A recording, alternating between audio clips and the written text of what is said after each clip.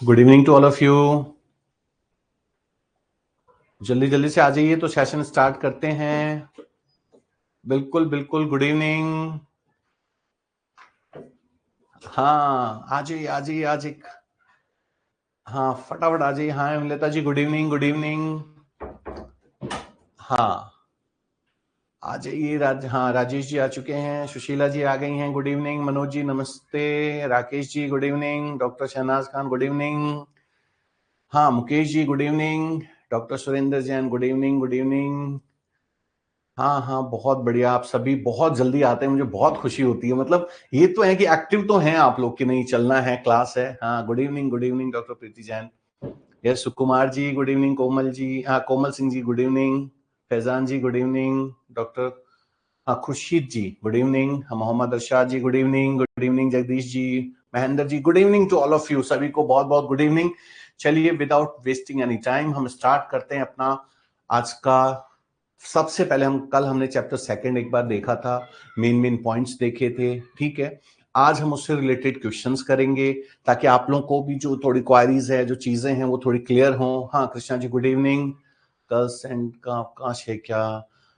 वो एक बार technical team से देखेंगे, है ना।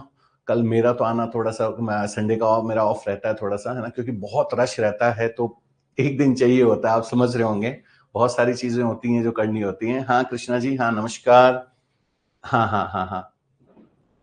चलिए, अब हम कल के क्वेश्चंस पे चलते हैं। अच्छा, उससे पहले मैं एक चीज और डिस्कस करना चाहता हूं। आप में से बहुत से बच्चे एक्चुअली इंग्लिश में नोट्स का पूछ रहे हैं, तो मैंने आपको बताया था उस दिन भी कि एनसीईआरटी के जो बुक्स आती है 10th और 12th लेवल की, वो आप ले सकते हैं इंग्लिश मीडियम की। फिर भी अगर कोई इश्यूज है तो मैं पूरी कोशिश करूंगा, मुझे 2-3 दिन का टाइम दीजिए, मैं पूरे नोट्स एक बार क्लियर करके मैं आपको एक बार पीडीएफ की फॉर्म में प्रोवाइड कराने की पूरी कोशिश करूंगा। देखिए, मेरी पूरी इच्छा है, हमारी पूरी टीम की पूरी इच्छा है कि जो बेस्ट टू बेस्ट हम आपके लिए कर सकें वो जरूर करें आपको। हाँ डॉक्टर पुरुषोत्तम जी नमस्कार।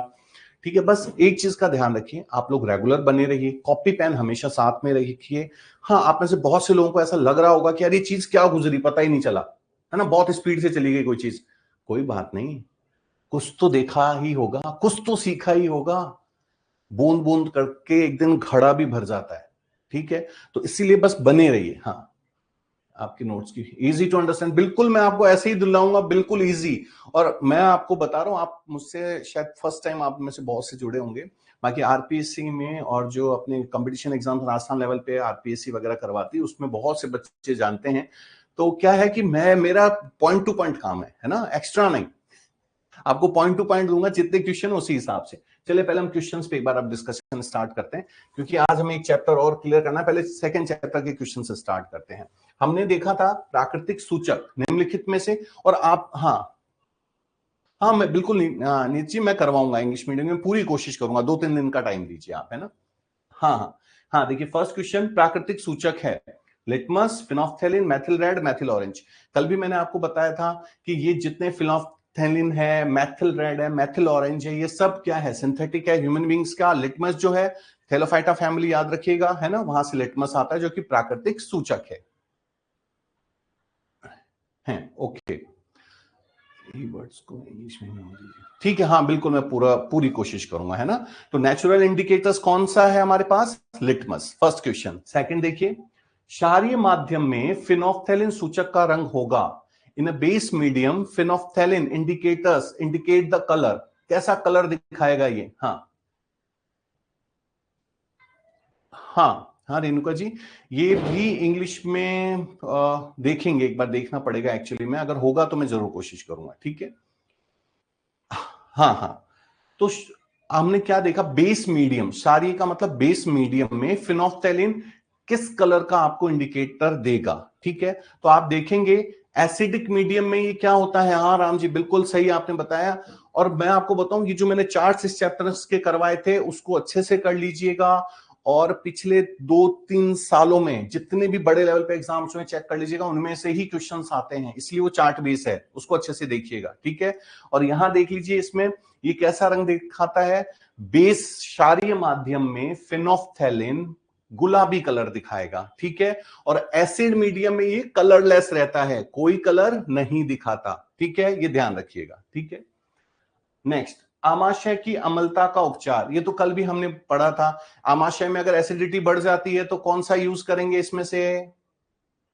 हाँ, आप लोग फटाफट आंसर सभी देने की कोशिश कीजिए। ठीक है, मैं समझ रहा हूं कि आप में से बहुत से लोग बाद में भी जुड़े हैं, लेकिन कोशिश कीजिए। हाँ doctor Govind ji, yes, milk of magnesia हमने कल देखा था। हाँ, मिल्क ऑफ मैग्नीशिया। नेक्स्ट, निम्नलिखित में से कौन सा विलयन, कौन सा सॉल्यूशन अधिक अम्लीय होगा, मोर एसिडिक होगा? कौन सा इसमें से मोर एसिडिक है? 2, 1, 0 या 6? तो हमें पता है 0, है ना। 0 से 7 तक जैसे जैसे ऊपर जाएंगे एसिडिटी कम होती जाएगी, तो 0 की सबसे ज्यादा है। हाँ ठीक है, एसिडिक करेक्टर या अम्लीयता, है ना। अगला देखिए, सोडियम सल्फेट का सूत्र कौन सा होगा? सोडियम सल्फेट, हाँ हाँ मंजू जी बिल्कुल सही था डॉक्टर गोविंद जी। सोडियम सल्फेट, अब देखिए हमने कल भी जब फॉर्मूले बनाने सीखे थे, हाँ Na2SO4, लेकिन ये आया कैसे वो भी मैं आपको बता देता हूं। इसमें आपको बस एक चीज का ध्यान रखना है, सोडियम पे चार्ज कितना होता है, ठीक है। सोडियम पे +1 का चार्ज होता है, 288 का फॉर्मूला शायद आप लोगों को याद होगा, नहीं है तो बेसिक बेसिक चीजें ध्यान रख लीजिए। जैसे सोडियम पे, अच्छा कई बार होता क्या है, ये इन्हीं के आसपास से आएगा। जैसे नमक, NaCl का आप सबको पता है। देखिए एक मिनट, अगर एग्जाम में से फंस जाए तो कैसे निकलेंगे वो मैं तरीका बताता हूं। NaCl का आपको पता है, NaCl ही लिखते हैं नमक को। अब NaCl दोनों पे एक एक ही चार्ज था, तभी तो यहां पे ऐसे ही लिखा ना, इसको एक को लिखने की जरूरत ही नहीं पड़ी, NaCl लिखा। तो जब मेरे पास सोडियम सल्फेट है तो जाहिर सी बात है सोडियम पे क्या है चार्ज, एक। सल्फेट पे कितना चार्ज होता है, 2। तो ये क्या हो जाएगा, ऐसे क्रॉस मल्टीप्लाई, तो 2 चला गया सोडियम के पास, तो Na2SO4। और ये कुछ है, जैसे सल्फेट है, सल्फेट का फॉर्मूला हो गया SO4 2-। कार्बोनेट है, कार्बोनेट का भी ध्यान रखिए, CO3 2-। ये बस ये कुछ बेसिक्स हैं जो इनके अलावा आपको मिलेंगे, तो इनको बस एक बार देखते चलिए, ठीक है। अगले प्रश्न पे चलते हैं। सामान्य रूप से एक उदासीनीकरण अभिक्रिया को किस रूप में लिखते हैं? उदासीनीकरण का मतलब न्यूट्रलाइजेशन जो प्रोसेस होता है, उसमें हमने देखा था जब एसिड और बेस, अम्ल और क्षार आपस में अभिक्रिया करेंगे तो अम्ल और क्षार क्या बनाएंगे हमेशा, बताइए? जल प्लस गैस या लवण प्लस जल? क्या बना रहे थे? क्षार और अम्ल जब आपस में मिल रहे थे तो क्या बना रहे थे? हाँ, acid plus base equals to salt plus water. Yes doctor Govind, हाँ बिल्कुल बिल्कुल बिल्कुल Mahendra ji, yes, salt plus water, ठीक है। नेक्स्ट क्वेश्चन पे आते हैं, 6, नेक्स्ट 7। सांद्र, ये बहुत इंपॉर्टेंट क्वेश्चन है, इसको अच्छे से देखिएगा, एक्वारेजिया से रिलेटेड क्वेश्चन है। इसमें देखिए क्या घुमा दिया इसने, थोड़ा सा घुमाया है। सांद्र नाइट्रिक अम्ल और सांद्र हाइड्रोक्लोरिक अम्ल का फिलिंग द ब्लैंक्स अनुपात में मिश्रण एक्वारेजिया कहलाता है। ये क्वेश्चन मोस्ट इंपॉर्टेंट कर लीजिएगा, लगभग हर दूसरे तीसरे एग्जाम में पूछा जाता है ना। हाँ हाँ, ये ध्यान रखिएगा। हाँ, ये राम जी ने बिल्कुल सही आंसर दिया है। 3 हाइड्रोक्लोरिक होगा, 3 पार्ट जो है वो हाइड्रोक्लोरिक का होगा और 1 पार्ट होगा नाइट्रिक का। तो इसमें इसने क्या पूछा, जनरली जो क्वेश्चन पूछा जाता है वो इस तरह से पूछा जाता है कि हाइड्रोक्लोरिक पहले देगा और नाइट्रिक देगा बाद में, ऐसे HCl और नाइट्रिक HNO3, तो इसका रेशियो होता 1:3, है ना। लेकिन यहां देखिए उसने घुमा दिया, पहले क्या पूछ लिया, नाइट्रिक, और बाद में क्या पूछा है, सांद्र हाइड्रोक्लोरिक पूछा है। कंफ्यूज हो गए? यही तो चीज है, HCl का 3 और इसका 1 होता है, और वो क्या करता है, हाइड्रोक्लोरिक का 3 और नाइट्रिक का 1 है, लेकिन वो घुमा दिया। जब घुमाएगा तो देखिए नाइट्रिक अम्ल और सांद्र हाइड्रोक्लोरिक का पूछा है उसने, तो HCl कितना हो गया, 3 और नाइट्रिक 1। तो यहां पर जब रखेंगे तो देखिए नाइट्रिक का 1 और सांद्र हाइड्रोक्लोरिक का 3, तो 1 और 3, ये वाला आंसर क्लियर हो जाएगा। तो कंफ्यूज मत होइएगा, बस ये ध्यान रखिए हाइड्रोक्लोरिक का 3 है और नाइट्रिक जो है वो छोटा है, ऐसे ध्यान रखिए नाइट्रिक छोटा है, ठीक है, तो उसका 1 आएगा। अगला देखते हैं, सोडियम हाइड्रोक्साइड टैबलेट जो है, टेबल सॉल्ट का घोल बनाने के लिए फिलिंग द ब्लैंक्स के साथ प्रतिक्रिया करता है। Sodium hydroxide table salt NaOH का घोल बनाने के लिए निम्न में से किसका, carbon dioxide, sodium chloride solution, hydrochloric अम्ल या फिर ऑक्सीजन, कौन से करेगा?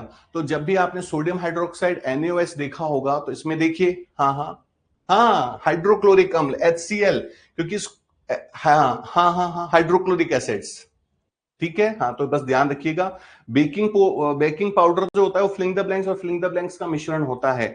बेकिंग पाउडर जब आपने देखा था तो किस किस का था उसमें?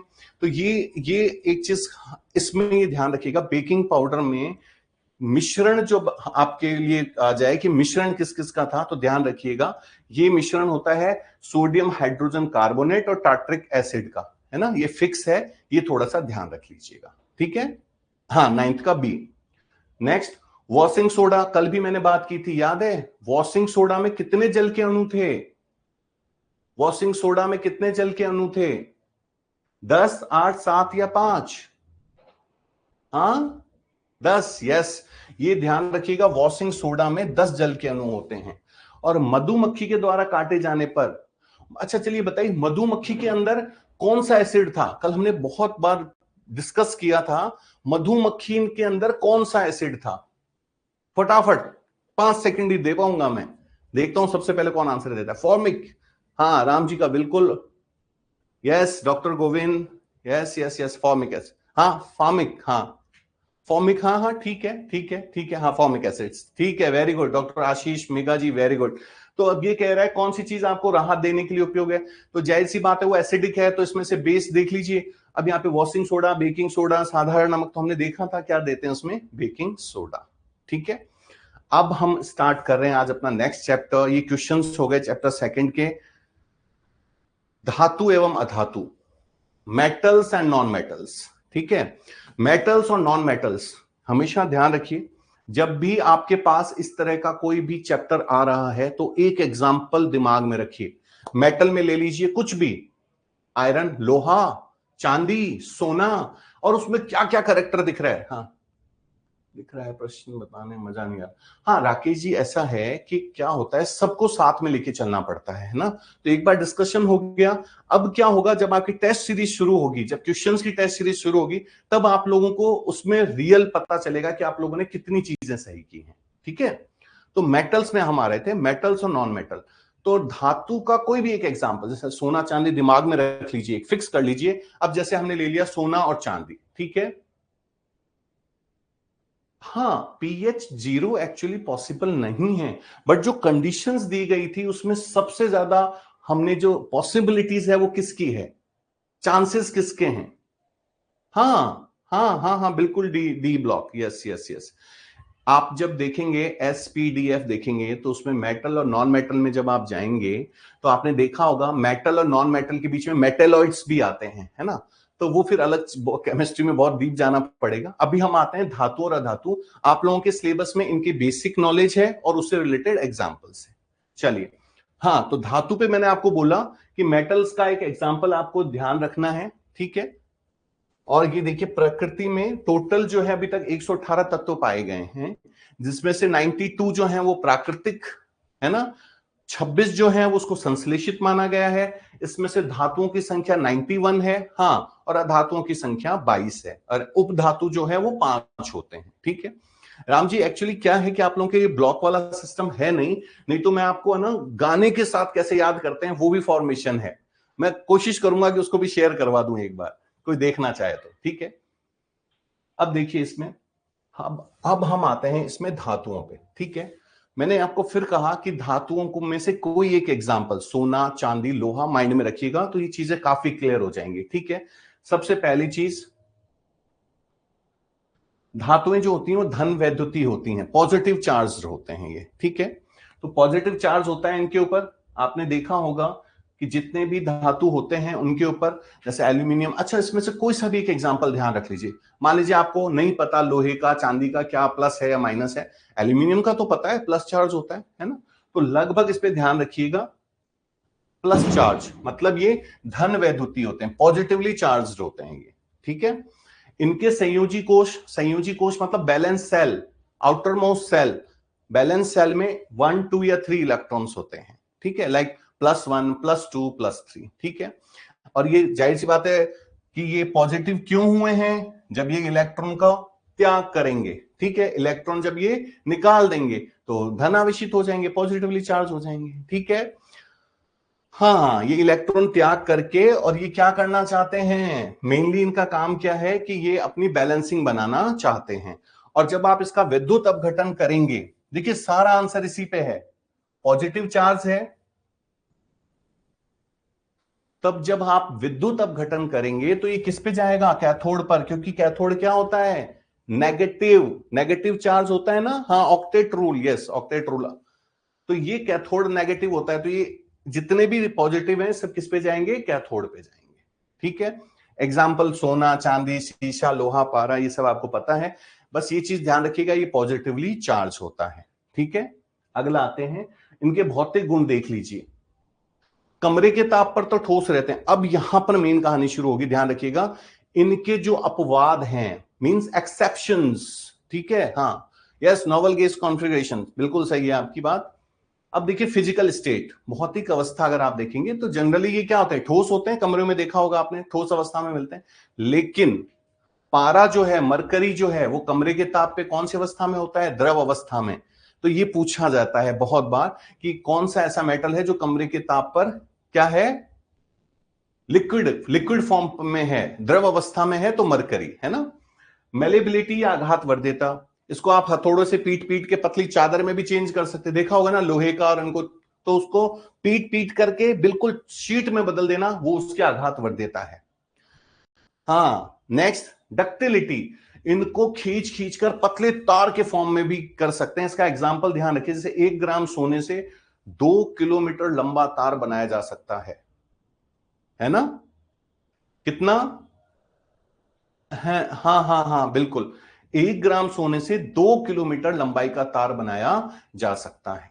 अगला देखिए, थर्मल कंडक्टिविटी, ये सभी धातुएं ऊष्मा की क्या होती हैं, चालक होती हैं। अच्छा, ऊष्मा का चालक मतलब ये कंडक्ट, आप इलेक्ट्रिसिटी कंडक्ट करेंगी, साथ के साथ ही क्या करेंगी, हीट जो है उसको भी कंडक्ट करेंगी।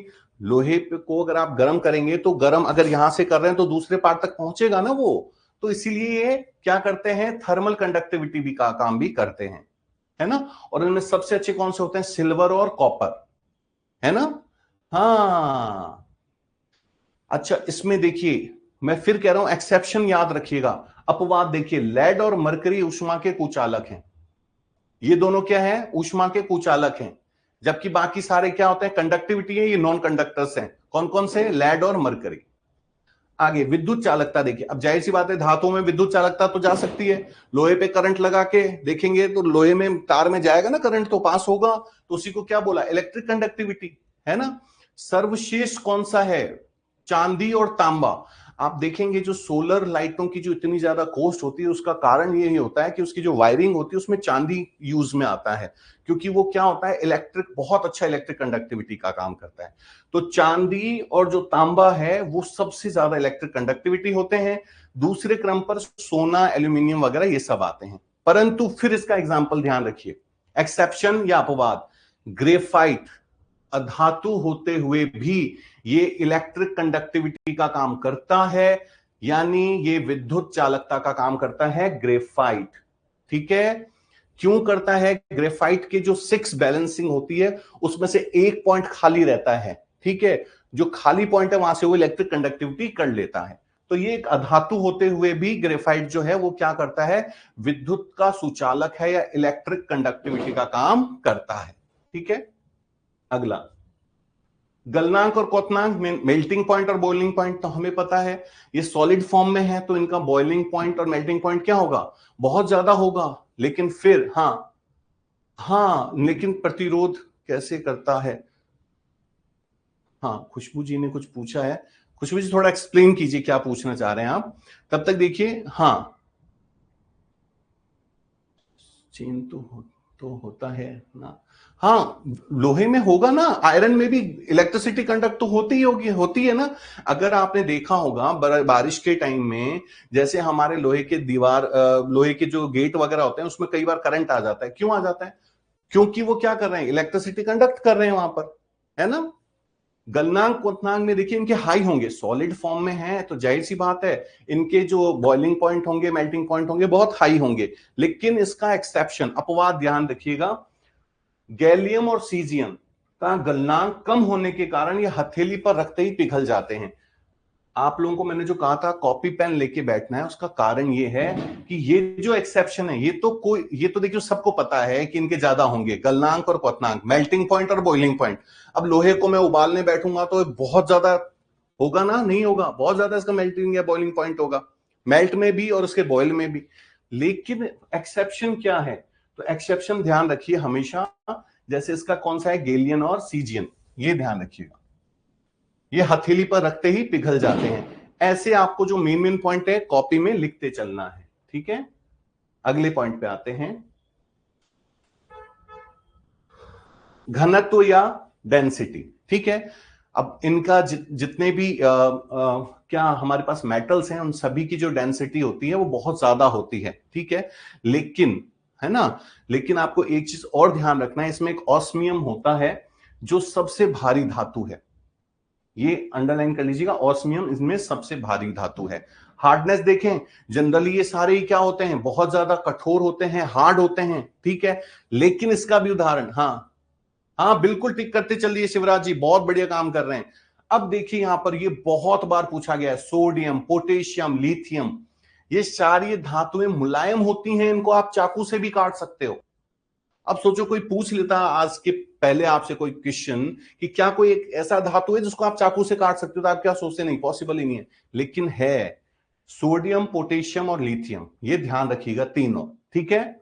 अगले पे आते हैं, मेटेलिक लस्टर। अब आपको पता है कि सोना चांदी खरीदते क्यों है ना, क्योंकि बहुत ज्यादा चमक होता है उनके अंदर, तो जितने भी मेटल्स होते हैं उन सब में लगभग चमक होता है। लेकिन दो उदाहरण देखिए, ग्रेफाइट और आयोडीन, ग्रेफाइट और आयोडीन, ये दोनों ही नॉन मेटल हैं, अधातु हैं, लेकिन फिर भी इनके अंदर चमक होती है। तो ये दोनों उदाहरण याद रखिएगा, ग्रेफाइट और आयोडीन, ठीक है। अब आते हैं सोनोरस या ध्वनिक। सोनोरस मींस आवाज निकालना, स्कूलों में घंटी की आवाज तो आप सभी को याद होगी, है। तो ध्वनि, ये जितने भी मेटल्स होते हैं इनको पीटा जाए तो आवाज निकलती है, ठीक है, तो उसी को ध्वनिक या सोनोरस कहते हैं, ठीक है। अगले पॉइंट पे आते हैं, अब इनके रासायनिक गुण देखते हैं। इसके रासायनिक गुण आपके अम्ल और क्षार वाला जो चैप्टर पढ़ा था उसी में से बहुत सारे आ जाएंगे। जैसे हमने वहां पे क्या पढ़ा था, धातु प्लस अम्ल, धातु प्लस अम्ल क्या बना रहा था, लवण प्लस हाइड्रोजन गैस, उसी को यहां पे वापस से देख लेंगे। देखिए जैसे जैसे पहले ऑक्सीजन का दे दिया, ठीक है, धातु की अगर ऑक्सीजन से क्रिया कराएंगे तो क्या बनेगा, धात्विक ऑक्साइड। सोडियम है तो सोडियम ऑक्साइड, ठीक है, एल्यूमिनियम है तो एल्यूमिनियम ऑक्साइड, ठीक है। लेकिन इसमें एक एक्सेप्शन ध्यान रखिएगा, पोटेशियम और सोडियम, पोटेशियम और सोडियम जो चाकू से भी कट जाते हैं, ये एक्सेप्शन बहुत खतरनाक है, ध्यान रखिए, इनको कैरोसिन में डुबा के रखना पड़ता है, अगर इनको बाहर रख दें तो तुरंत आग पकड़ लेंगे ये, ठीक है, इतने ज्यादा रिएक्टिव होते हैं ये। कौन, पोटेशियम और सोडियम, ठीक है। हां, जबकि ये दो एग्जाम्पल और, सिल्वर और गोल्ड, ठीक है, आपने देखा होगा सिल्वर और गोल्ड में जब भी हम खरीदते हैं वो जल्दी क्या नहीं होते, जल्दी किसी से अभिक्रिया नहीं करते हैं, ठीक है। तो ये दिमाग में फिट रखिएगा, सिल्वर और जो गोल्ड है, सोना और चांदी, ये जल्दी किसी से अभिक्रिया नहीं करेंगे, ठीक है। अब जैसे देखिए यहां पर इन्होंने दिया, ये सिल्वर और गोल्ड, ये ऑक्सीजन से क्रिया नहीं करते हैं, ये लगभग किसी से भी जल्दी अभिक्रिया नहीं करेंगे, कुछ अपवाद को छोड़ के, है ना। तो इस चीज को हम देखते चलेंगे, ठीक है। आ जाइए, धातुओं के ऑक्साइड प्राय कैसे होते हैं, ये क्षारकीय होते हैं, मतलब बेस नेचर में होते हैं, बेस होते हैं, ये पानी के साथ क्रिया करके क्षार देते हैं, ठीक है। तो ये ध्यान रखिएगा, ये क्षारकीय होते हैं, मतलब बेस नेचर के होते हैं, है ना। और ऐसे धात्विक ऑक्साइड जो अम्ल व क्षार दोनों की अभिक्रिया करके लवण व जल बनाते हैं, मतलब ये अम्ल व क्षार दोनों से अभिक्रिया कर सकते हैं, तो उनको हम उभयधर्मी ऑक्साइड कहते हैं, ठीक है। अगला पॉइंट देखते हैं, एल्यूमिनियम Al2O3, जिंक को जेडन ऑक्साइड, एल्यूमिनियम ऑक्साइड, टिन को स्टेनस ऑक्साइड और फेरिक को Fe2O3, के सभी ऑक्साइड अम्लों और क्षार को दोनों से अभिक्रिया करते हैं। मतलब ये जितने भी आप देख रहे हैं, जितने भी मेटल के ऑक्साइड्स हैं, ये अम्ल और क्षार दोनों के साथ अभिक्रिया करते हैं, इसलिए इन्हें उभयधर्मी ऑक्साइड भी कहा जाता है। ठीक है, धातुओं की जल से अभिक्रिया। अब देखिए जल से अभिक्रिया, देखिए इसमें जो मेन पॉइंट है वो देखिए, जनरली ये पानी से जब अभिक्रिया करेंगे हाइड्रोक्साइड बनाते हैं। क्या बनाते हैं? हाइड्रोक्साइड। लेकिन सोडियम और पोटेशियम, एक चीज तो क्लियर हो गई होगी अभी तक, सोडियम पोटेशियम एक अपवाद ही चल रहे हैं शुरू से, है ना? सब सॉलिड हैं तो ये चक्कू से कट रहे हैं, सब ऑक्सीजन से अभिक्रिया करते हैं तो ये इतनी तेज अभिक्रिया करते हैं कि जलने लग जाते, तो केरोसिन में रखना पड़ता है। अब कहां आ गए ये? बाकी सब नॉर्मल हाइड्रोक्साइड बना रहे हैं, इन दोनों को ठंडे पानी में रखना पड़ता है, ठंडे पानी से ही क्रिया करते हैं। ठीक है, तो ये ध्यान रखिए किस कैसे पानी से क्रिया करेंगे, सोडियम और पोटेशियम ठंडे पानी से क्रिया करेंगे। और ये देखिए अब इनका एक भाई और आ गया मैग्नीशियम, ये बोला ठीक है तुम दोनों ठंडे पानी से क्रिया करोगे तो मैं मैग्नीशियम हूं, मैं गर्म पानी से क्रिया करूंगा। ठीक है, तो ये मैग्नीशियम गर्म पानी से क्रिया करता है ना? हाँ, अगले देखते हैं। एल्यूमिनियम या फेरिक तथा जिंक गर्म पानी अथवा भाप के साथ क्रिया करके धातु ऑक्साइड बनाते हैं।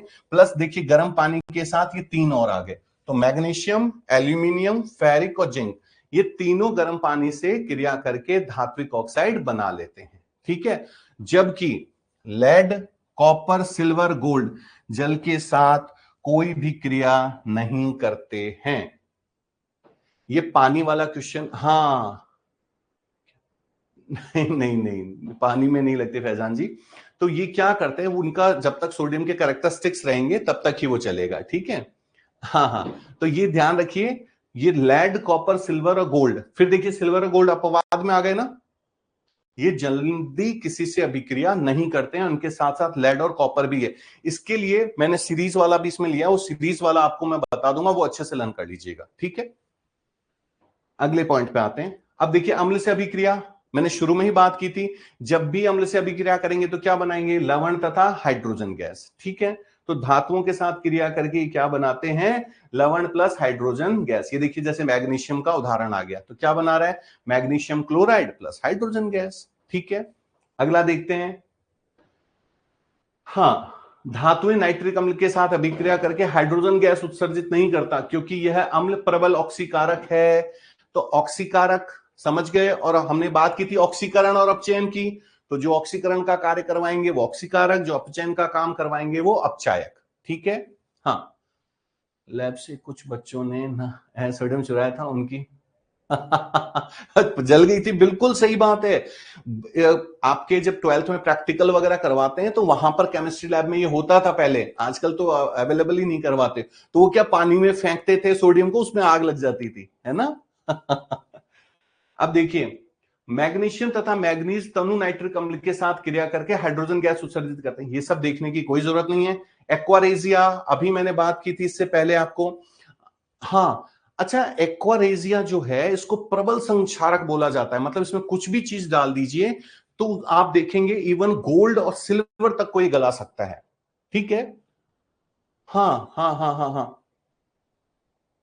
ठीक है, एक्वारेजिया आपने देखा होगा पहले के टाइम में चांदी सोना साफ करने वाले गलियों में आते थे घूमने के लिए। ठीक है, तो घर की लेडीज जब उनसे पायल वगैरह जब सफाई करवा लेती थी, तो सफाई करने के बाद जब लाते थे तो उनको बाद में लगता था सफाई तो बहुत अच्छे से हो गई लेकिन हल्का हो गया है, वो लोग इसी एक्वारेजिया का यूज करते थे। इवन आप जाएंगे सोने चांदी की दुकान पर, जब आप सफाई करवाते हैं वो यही एक्वारेजिया रखते हैं, अगर उन्होंने कुछ मिलीग्राम्स भी उनमें से निकाल लिया तो सोचिए कितना सारा आता है। तो इसका उपयोग, हाँ, गोल्ड स्मिथ इसका यूज करते हैं, और इसी से वो पैसा बनाते हैं। 200 रुपए का आपको लगेगा कि इन्होंने 200 रुपए लिए सफाई के, उन्होंने 200 नहीं, कम से कम 2000 रुपए बना लिए हैं। ठीक है, तो ध्यान रखिए एक्वारेजिया, और इसका मैंने फॉर्मूला बता दिया था, हाइड्रोक्लोरिक 3 और नाइट्रिक अम्ल 1। नाइट्रिक जो है वो कम रहता है, ऐसे ध्यान रखिए, नाइट्रिक कम, तो हाइड्रोक्लोरिक 3, नाइट्रिक 1। ठीक है, अगले पे आ जाते हैं। वही है धातु SN ये सब लवण, जो भी धातु क्रिया करेगा अम्ल के साथ क्या बनाएगा, लवण प्लस जल। ठीक है, हाँ, अगले अगले वाले पॉइंट पे देखते हैं अब एनोडीकरण। एनोडीकरण, एनोडीकरण एक्चुअली हिंदी और इंग्लिश में एक ही जैसा है, एनोडीकरण। एनोडीकरण का मतलब ये है, अच्छा आप में से जो बच्चे एक्चुअली कंप्लीट इंग्लिश में भी चाहते हैं, कम से कम आप लोग रेगुलर बने रहिए। उससे होगा क्या, जितनी भी टर्मिनोलॉजी है मैं एक बार जब आपको क्लियर कर रहा हूं तो आपको कम से कम वो पॉइंट्स क्लियर होते चले जाएंगे कि ये है क्या।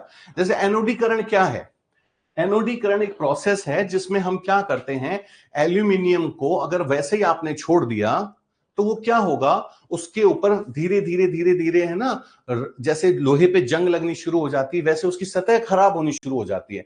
तो उसको बचाने के लिए हम क्या करते हैं, उस पे ऑक्साइड की एक लेयर चढ़ा देते हैं। ठीक है, ऑक्साइड की जो लेयर चढ़ा देते हैं तो उससे क्या होता है कि उसकी जो सरफेस है वो बची रहती है।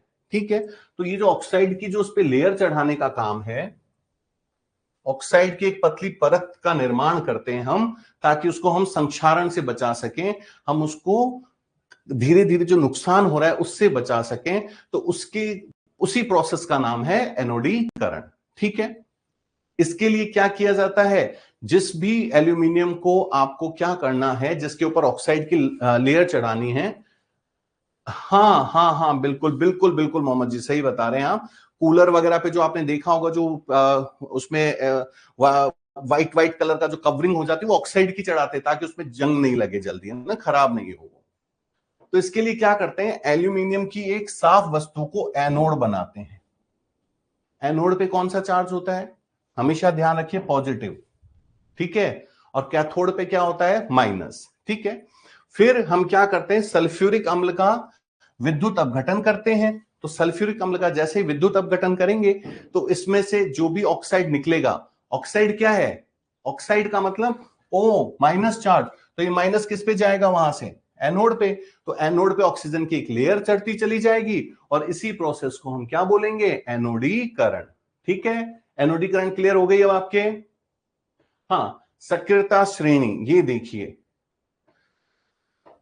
ये जो रिएक्टिविटी सीरीज है, सक्रियता श्रेणी है, ये आप सभी को अच्छे से याद होनी चाहिए। हाँ, विद्युत अपघटनी मींस, विद्युत अपघटब मींस, डॉक्टर संतोष, विद्युत अपघट का मतलब होता है जो इलेक्ट्रोलाइट्स पढ़ते हैं आप, इलेक्ट्रोलाइट्स, ठीक है, उनके लिए वर्ड यूज करते हैं इलेक्ट्रोलाइट्स। ठीक है, और ये देखिए, ये है आपकी रिएक्टिविटी सीरीज, सक्रियता श्रेणी। देखिए इसमें ये लगभग आप सब एक बार अपने कॉपी पेन से जो भी लेके बैठे हैं इसको नोट कर लीजिएगा, इससे रिलेटेड आपके क्वेश्चंस बहुत सारे पूछे जाते हैं ना, तो इसका थोड़ा सा ध्यान रखिएगा आप। देखिए, सबसे अधिक क्रियाशील potassium, sodium, calcium, magnesium, aluminium, ये चार ध्यान रखना है आपको। ठीक है, घटती हुई अभिक्रिया कहां तक है, हाइड्रोजन तक। ये देखिए, ये जो चार हैं, 1 2 3 4, यहां तक। ठीक है, उसके बाद आता है जिंक, फेरिक और लेड। उसके बाद यह हाइड्रोजन आ गया। इससे नीचे वाले ये जितने भी हैं, ये सबसे कम अभिक्रियाशील हैं या लगभग ना के बराबर अभिक्रिया करते हैं। मरकरी है ना, देख लीजिए अच्छे से, कॉपर, मरकरी। हाँ, मेन जो टर्म्स हैं उनको प्लीज, हाँ हाँ जरूर हरिंदर जी, मैं पूरी कोशिश कर रहा हूं। जैसे क्रियाशीलता की टेबल है, सक्रियता श्रेणी है, तो इसको रिएक्टिविटी सीरीज बोलते हैं, है ना, कि इनकी रिएक्टिविटी कितनी है। तो इनकी रिएक्टिविटी सबसे ज्यादा है, potassium, sodium, calcium, magnesium, aluminium, they are more reactive, most reactive बोल दीजिए एक तरह से, है ना। फिर उसके बाद ये लेस रिएक्टिव है, zinc, lead and ferric. Then silver, mercury और ये जो गोल्ड है, ये हमारे पास सबसे कम अभिक्रियाशील है, या ये बिल्कुल भी नॉन, एक तरह से नॉन रिएक्टिव है। ठीक है, ये बिल्कुल भी रिएक्टिव नहीं है। अब ये ध्यान रखिएगा, सिल्वर और ये गोल्ड, मरकरी, कॉपर, ये सबसे नीचे हैं, मतलब सबसे कम क्रियाशील हैं या ना के बराबर क्रिया करते हैं। ठीक है, ये उन्हीं की डिटेल से। अब आ जाइए इसमें, सोना। अच्छा, अब हम देख रहे हैं इनके अयस्क, सोने के अयस्क। मतलब सोना जो है वो हमें सीधे ऐसा गए नहीं कि आप खादान में गए, मतलब जहां से मिल रहा है वहां से सोना उठा के ले आए, है ना, ऐसा तो नहीं होता। ये क्या होता है, ये अलग अलग फॉर्म में मिलते हैं, फिर उनको फैक्ट्रीज में लाया जाता है, फिर वहां से इनको अलग करते हैं। ठीक है, तो सोना जो है ये किस किस फॉर्म में मिलता है, इसके फॉर्म कौन कौन से हैं, तो ध्यान रखिएगा, सिल्वेनाइट और कैसावेराइट। ठीक है, इन धातुओं का रंग पीला गुण में, ये बाकी सब वही है जो धातुओं के होते हैं, बस ये ध्यान रखिए इसके दो अयस्क होते हैं, सिल्वेनाइट और कैसोराइट। इस फॉर्म में ये मिलता है, इसको लेकर के आते हैं, फिर फैक्ट्रियों में इसको साफ सुथरा करके, मतलब इसका प्रोसेसिंग होता है, अभी प्रोसेसिंग में भी थोड़ा चलेंगे, फिर उसमें से हम अलग कर लेते हैं गोल्ड को, ठीक है।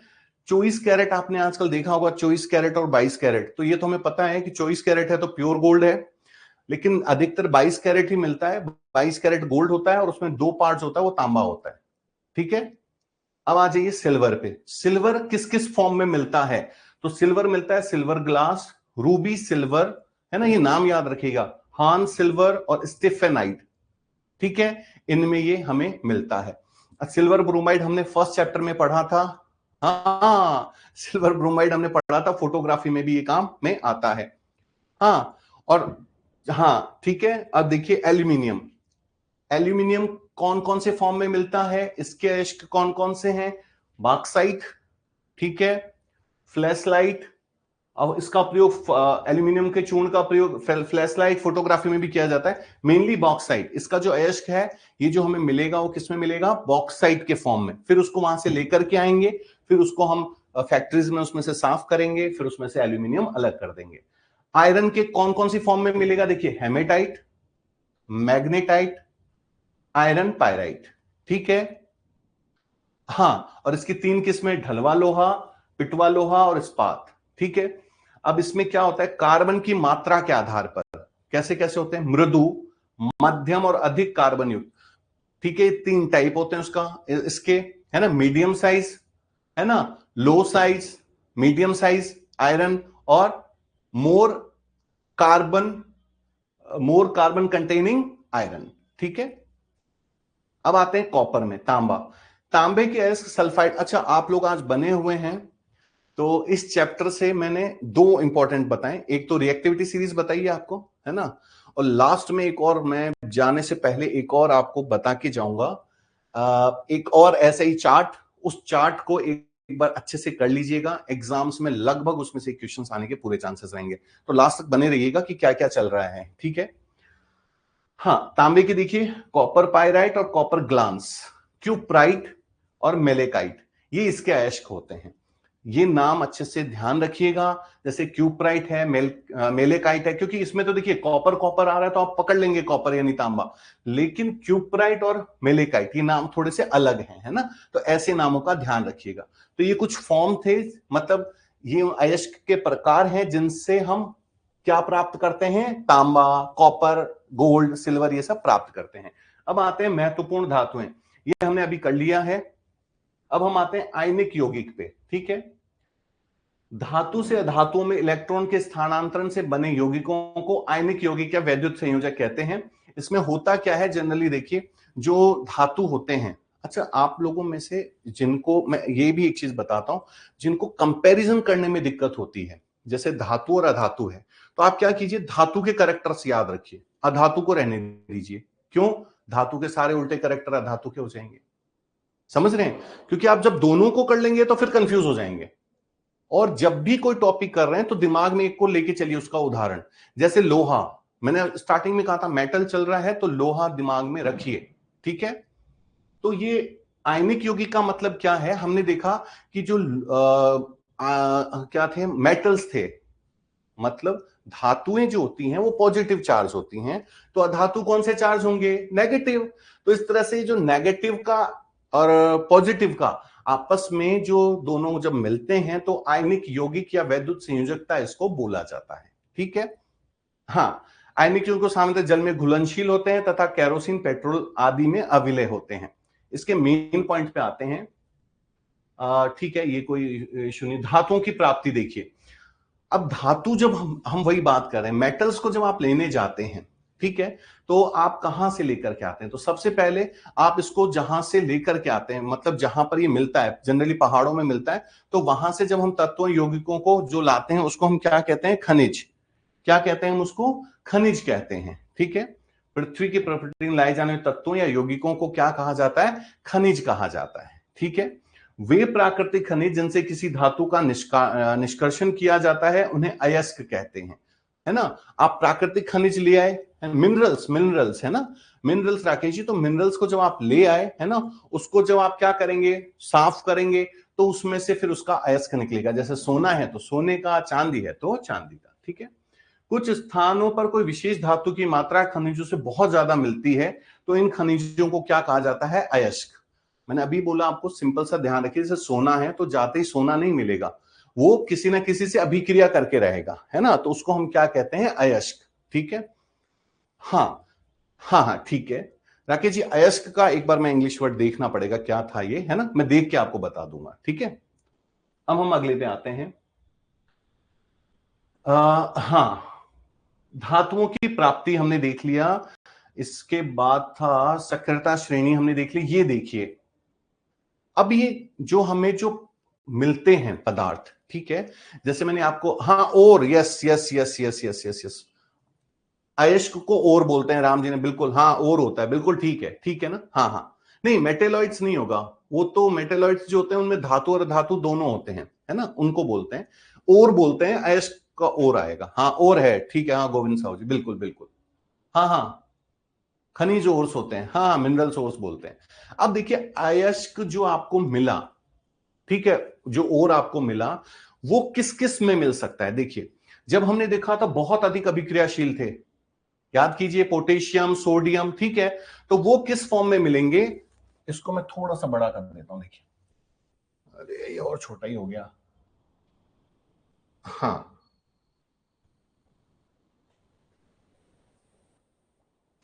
देखिए, जो बहुत अधिक अभिक्रियाशील धातुएं हैं या मेटल्स हैं, उनको हम जब लेकर के आते हैं तो उनको साफ करना, मतलब जैसे मान लीजिए आप सोडियम का अयस्क ले आए, तो उसको कैसे सोडियम निकालेंगे? तो उसके लिए जो विधि होगी उसको बोलते हैं विद्युत अपघटन विधि। क्या बोलते हैं उसको? विद्युत अपघटन विधि, है ना। हाँ, इलेक्ट्रोलाइसिस प्रोसेस करेंगे, विद्युत अपघटन करेंगे, और विद्युत अपघटन में वही एनोड कैथोड बनाएंगे, और उसमें एनोड कैथोड बना करके उसका जो लिक्विड फॉर्म है वो डालेंगे, उस पर करंट जैसे ही पास करेंगे तो उसमें से जो पॉजिटिव है, हमने पढ़ा धातुएं सारी पॉजिटिव होती हैं, तो किस पे इकट्ठी होती चली जाएंगी? कैथोड पे, और नीचे जो कचरा बच जाएगा उसको एनोड पंख बोल देंगे। ठीक है, तो जितनी भी अभिक्रियाशील धातुएं हैं उनको आप विद्युत अपघटन या इलेक्ट्रोलाइसिस प्रोसेस से शुद्ध करेंगे, ये ध्यान रखिएगा। ठीक है, अब मीडियम साइज वाले जो थे वो किस किस में मिल सकते हैं? तो देखिए, या तो कार्बोनेट के फॉर्म में मिलेंगे, कार्बोनेट, या फिर सल्फाइड की फॉर्म में मिलेंगे। तो अगर वो सल्फाइड की फॉर्म में मिले तो उनका भर्जन करते हैं। भर्जन करने का मतलब है ऑक्सीजन की प्रेजेंस में उनको जलाना। ठीक है, बहुत ज्यादा इसमें क्या होता है, बहुत अधिक मात्रा। ठीक है, भर्जन को इंग्लिश में बोलेंगे रोस्टिंग। यस, भर्जन यानी रोस्टिंग, और निस्तापन यानी कैल्सिनेशन। ठीक है, इंग्लिश में। तो कहने का मतलब है इन दोनों में हम ऑक्सीजन देते हैं, लेकिन इसमें कम ऑक्सीजन देते हैं और इसमें अधिक ऑक्सीजन देते हैं। मतलब अगर आपके पास सल्फाइड अयस्क है तो उसको बहुत ज्यादा ऑक्सीजन में पहले उसका क्या कर देंगे? भर्जन, रोस्टिंग कर देंगे, तो उसका ऑक्साइड बन जाएगा। ऑक्साइड बनने के बाद उसका हम क्या करेंगे? अपचयन। अपचयन करते हमें शुद्ध धातु प्राप्त हो जाएगी। कार्बोनेट है तो उसका आप क्या करेंगे? कैल्सिनेशन या निस्तापन। कम ऑक्सीजन की प्रेजेंस में उसको जलाएंगे, ऐसे समझिए, कम ऑक्सीजन की प्रेजेंस में उसको जलाएंगे तो भी उसका ऑक्साइड ही बनेगा। फिर उसका क्या कर देंगे? अपचयन करेंगे, अपचयन करते ही शुद्ध धातु प्राप्त हो जाएगी। और जो कम अभिक्रियाशील धातुएं थी, जो कम अभिक्रियाशील धातुएं थी, जैसे हमने देखा था सिल्वर, गोल्ड, इनको हम क्या करेंगे? इनके भी पहले क्या बनेंगे? सल्फाइड अयस्क बनेंगे। फिर इनका हम क्या करेंगे? भर्जन। भर्जन मतलब रोस्टिंग करेंगे। रोस्टिंग करते इनका भी धातु, फिर शुद्ध धातु हमें प्राप्त हो जाएगा। ये बस पॉइंट याद रखिएगा, ये और ये। ठीक है, कोई सा भी सल्फाइड अयस्क दे दे, ठीक है, ध्यान रखिए उसका क्या करेंगे आप? भर्जन। भर्जन मतलब, हाँ हाँ बता रहा हूं, हाँ, भर्जन मतलब रोस्टिंग, मतलब इसको ऑक्साइड में बदलना है। तो प्रोसेस का नाम क्या हो गया? सल्फाइड। यहां भी सल्फाइड है, देखिए यहां भी सल्फाइड है। तो जब भी सल्फाइड आएगा तो रोस्टिंग करेंगे, भर्जन करेंगे। कार्बोनेट की फॉर्म में है तो उसका निस्तापन करेंगे, यानी कैल्सिनेशन करेंगे, ऑक्साइड में चेंज हो जाएगा। और अगर बहुत ही अभिक्रियाशील है तो उसका विद्युत अपघटन कर देंगे, इलेक्ट्रोलाइसिस प्रोसेस कर देंगे। चार्ट याद रखिएगा, एग्जाम में याद करेंगे सर ने क्या बताया था। ठीक है, अगले पॉइंट पे चलते हैं। अगला देखिए, तो ये हो गया धातु प्राप्त करने की अभिक्रिया थी ये। अब देखिए इसी को यहां पर देखिए, इसी को अलग अलग तरीकों से समझाया गया है। ठीक है, यहां पे भर्जन को समझा दिया, देखिए कि बहुत अधिक ताप पर, तो मैंने आपको बता दिया। हाँ, भस्म बनाते हैं आयुर्वेद में, अच्छा हाँ बनाते हैं, बिल्कुल बिल्कुल। तो ये उसी को जो मैंने आपको समझाया, बहुत अधिक ताप पर अगर आप उसको क्या कर रहे हैं, हीट दे रहे हैं, गर्म कर रहे हैं, तो उसको क्या बोलेंगे, भर्जन बोलेंगे, मतलब रोस्टिंग बोलेंगे। विद्युत अपघटनी आ जाइए, विद्युत अपघटनी में भी आपको बताया कि जिसका भी जो जितने भी अधिक अभिक्रियाशील है उनको क्या करेंगे, उनका हम कैथोड बना देंगे। ठीक है, और उसकी जो अशुद्धियां हैं, इम्प्योर मैटर है, उसको हम किस पे डाल देंगे, एनोड पे। और उसका इलेक्ट्रोलाइसिस, जैसे करंट डाला, इलेक्ट्रोलाइसिस प्रोसेस शुरू किया, तो सारा जो शुद्ध है वो आकर के इकट्ठा होने लग जाएगा। ठीक है, अब देखते हैं इसमें, ये देखिए ये इलेक्ट्रोलाइसिस का एक प्रोसेस है। ठीक है, जिसमें हमने क्या किया, एनोड लिया है, कैथोड लिया है। ठीक है, और इसके अंदर ये जो बच जाता है उसको एनोड पंख बोलते हैं, है ना। तो ये विद्युत अपघटन था। अब आते हैं संक्षारण। संक्षारण का मतलब जो जंग लग जाती है, ठीक है, लोहे वगैरह जो आते हैं, लोहे में आपने देखा होगा जंग लग जाती है। तो हाँ, तो जंग लगने से बचने के लिए क्या करते हैं, उसके ऊपर पेंट कर दीजिए। ठीक है, पेंट करने के अलावा उसके ऊपर आजकल वो एलॉयज वगैरह जो चल गया वो भी कर सकते हैं। ये 4 विधियां हैं, पेंट कर दीजिए, तेल या ग्रीस लगा दीजिए, गैल्वेनीकरण कर दीजिए, मिश्रात्वन कर दीजिए। ठीक है, ये प्रोसेस का नाम याद रखिएगा। जिंक की पतली बनाने की प्रक्रिया, यह शब्द लेपन एक इसमें से एक पॉइंट और है, कुछ महत्वपूर्ण धातु। हाँ, अब यहां से देखिए, ये कुछ महत्वपूर्ण धातु के यौगिक हम देखेंगे अब। ठीक है, जो हमारे बहुत काम आने वाले हैं। नीला थोता, नीला थोता फॉर्मूला ध्यान रख लीजिए, कॉपर सल्फेट डॉट 5H2O। ठीक है, इसके अंदर एक चीज ध्यान रखिएगा, हमने जब देखा था वॉशिंग सोडा, ठीक है, उसमें 10 पानी के मॉलिक्यूल्स थे ना, 10 H2O थे, इसके अंदर कितने हैं, 5H2O हैं। ठीक है, हाँ, और इसको जैसे ही आप गर्म करेंगे तो जल के अणु क्रमशः यह त्याग देता है। ठीक है, जैसे जैसे गर्म करेंगे पानी निकलता चला जाएगा। और कॉपर है तो इसका देखिए, इसका उपयोग विद्युत लेपन में, विद्युत बैटरी में, वस्त्रों को रंगने में किया जाता है। ठीक है, फेरस सल्फेट, इसे हरा कशिश भी कहते हैं। ये जो ब्लैक ब्लैक वर्ड है इनको थोड़ा ध्यान रखिए, हरा कशिश भी कहते हैं। इसका उपयोग देखिए, फेरस है ना, इसमें फेरस है ना, तो आप जब लोह युक्त दवा बनाने में काम में लेंगे इसको, लोह युक्त, लोह मतलब फेरस, तो लोह युक्त दवा बनाने में भी इसका प्रयोग किया जाता है। इसके अलावा नीली काली स्याही, मोहर लवण तथा अन्य यौगिक बनाने में भी इसका प्रयोग किया जाता है। कृषि में कीटनाशक के रूप में भी इसका प्रयोग होता है। मोहर लवण क्या है, देखिए FeSO4.NH4.6H2O, इसको कहते हैं मोहर लवण। इसका नाम है ferrous ammonium sulphate, ferrous ammonium sulphate. ठीक है, ये हल्के रंग का क्रिस्टल, ये द्विक लवण क्यों बोला, दो लवण है इसमें, इसलिए द्विक लवण है ये। ठीक है, मोहर लवण जो होता है वो जल में विलय लेकिन अल्कोहल में अविलय होता है।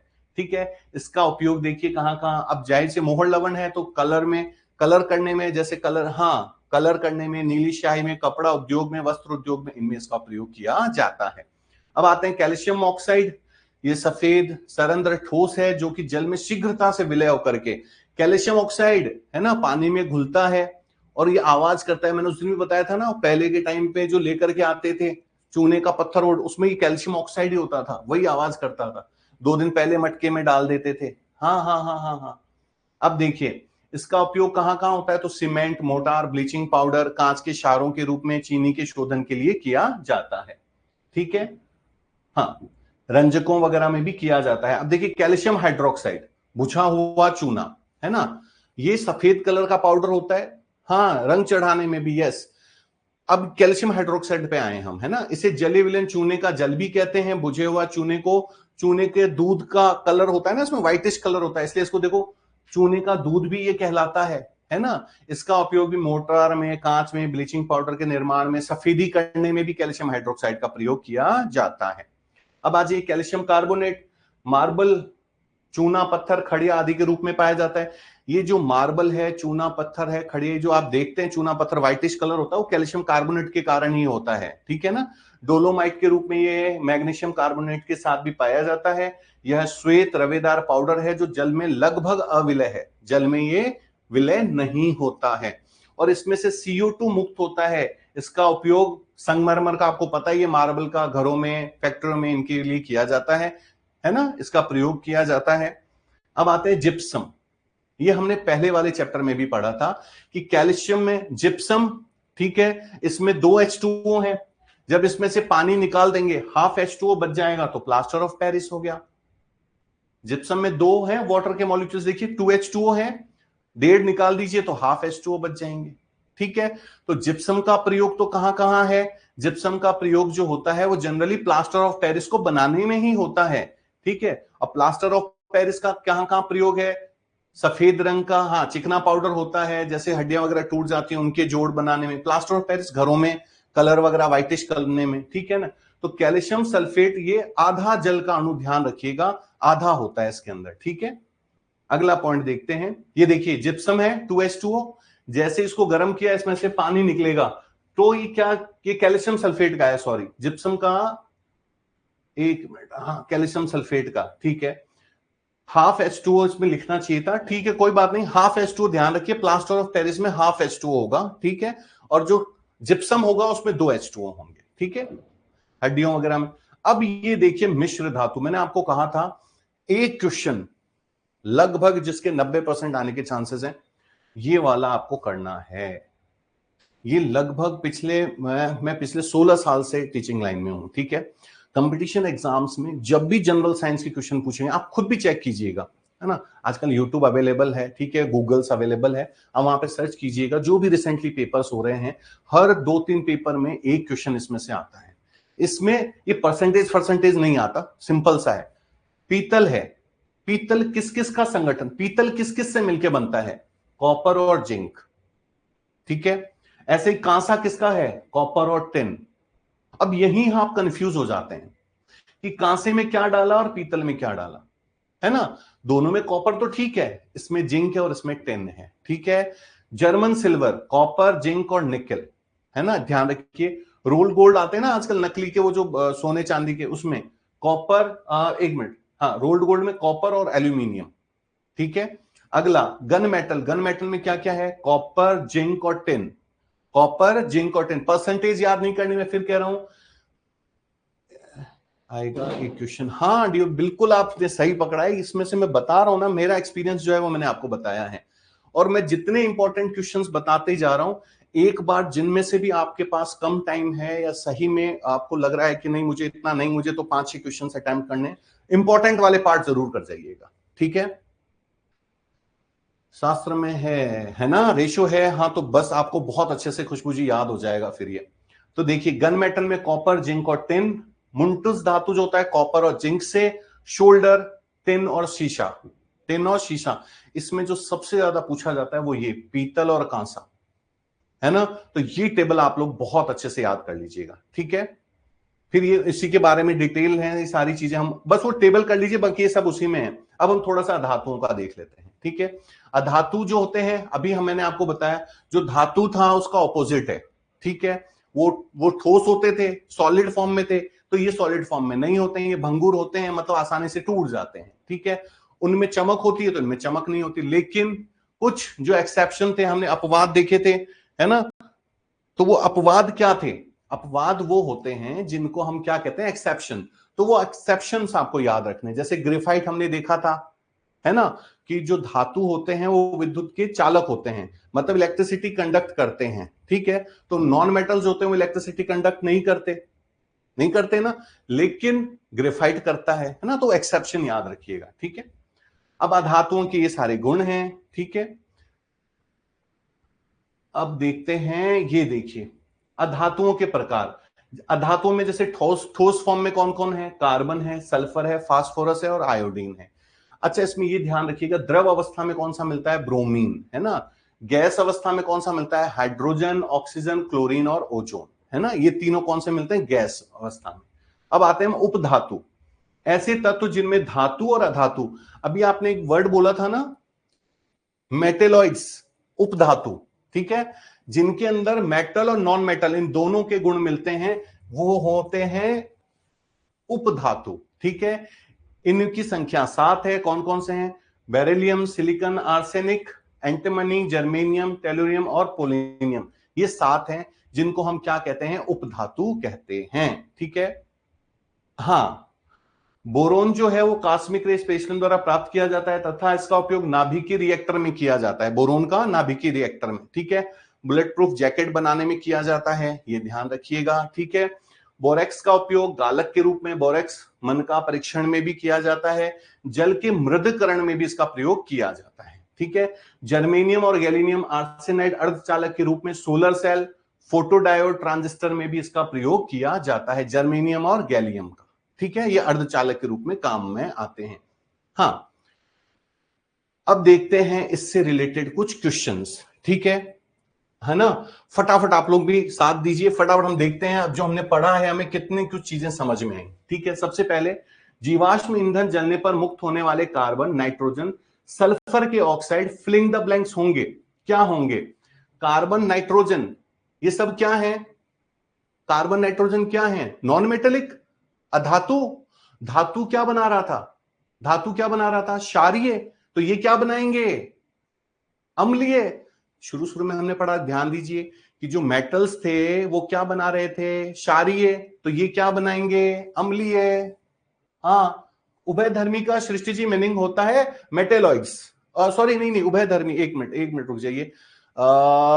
उभयधर्मी वर्ड जो था आया था अभी, निकल गया, एक मिनट मैं बताता हूं आपको उभयधर्मी का। अभी इसमें एक बार देख लेते हैं, ठीक है। इसमें देखिए, कार्बन, नाइट्रोजन, ये क्या है? नॉन मेटल है, तो नॉन मेटल जो है, मेटल क्षारीय था बेस, तो ये अम्लीय हो जाएगा, ठीक है। धातु एक दूसरे के उनके अनुसार विस्थापित कर सकते हैं। धातु एक दूसरे को जब विस्थापित करते हैं तो क्या होता है? हमने पढ़ा था सेकंड चैप्टर में, विस्थापन। तो क्या होता है? प्रतिक्रियाशीलता, मतलब जो ज्यादा क्रियाशील होगा कम को हटा देगा। हाँ, उभयधर्मी को एम्फोटेरिक, राम जी ने बिल्कुल सही बताया है, उभयधर्मी को एम्फोटेरिक वर्ड कहते हैं, ठीक है। एम्फोटेरिक वर्ड यूज कर। ऑक्सीजन की उपस्थिति में अयस्कों को गर्म करने की क्रिया को क्या कहते हैं? देखिए, ऑक्सीजन की उपस्थिति में गर्म करना, अभी पढ़ा था ना हमने, भर्जन था, निस्तापन था, संक्षारण था, कौन सा था? तो ऑक्सीजन की उपस्थिति में अगर उसको गर्म कर रहे हैं तो भर्जन, हाँ, मतलब रोस्टिंग करना, ठीक है।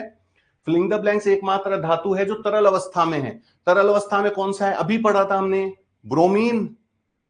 हाँ, और इसका ब्रोमीन था ना, अधातु, नॉन मेटल। लिक्विड फॉर्म में कौन सा है? ब्रोमीन।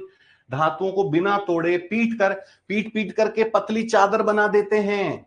पतली चादर क्या कहते हैं उसको? आघात वर्धन्यता, ठीक है ना। हाँ, अगला देखते हैं, किस अभिक्रिया द्वारा धातु ऑक्साइड से धातु प्राप्त की जाती है? देखिए, अभी आपको मैंने बताया था, जब हमने टेबल पढ़ी थी तो सभी को किस में चेंज कर रहे थे? धातु ऑक्साइड में। और धातु ऑक्साइड से धातु के लिए हम क्या यूज करते थे? अपचयन। क्या करते थे उसका? अपचयन, रिडक्शन, ठीक है, रिडक्शन करते हैं। धातुओं के संबंध में निम्न में से कौन सा कथन गलत है? तो अब आप देखिए, सभी धातु पारे को छोड़कर तरल में होते हैं। तरल और मुलायम, नाम ही पता चल रहा है कि वो क्या होते हैं? ठोस होते हैं ना, है ना, सॉलिड फॉर्म में होते हैं। बस ये तरल और मुलायम, इसलिए गलत हो गया। धातुओं के बारे में निम्न में से कौन सा कथन सही नहीं है? ये वापस से, एक मिनट, धातुएं आघातवर्धनीय और तन्य नहीं होती।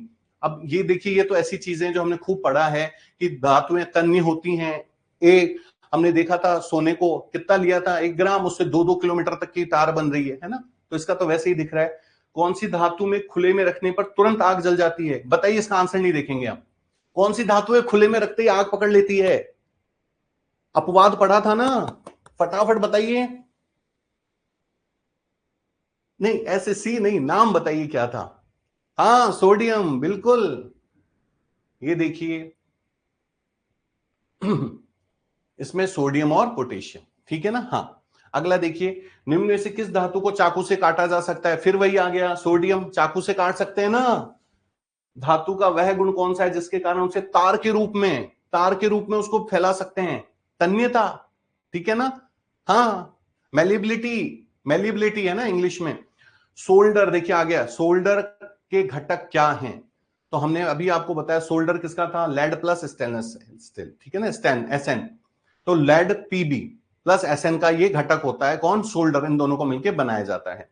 धातु ऑक्साइड और हाइड्रोजन का निर्माण करने के लिए निम्नलिखित में से कौन सी धातु वाष्प के साथ अभिक्रिया करेगी? वाष्प समझ गए?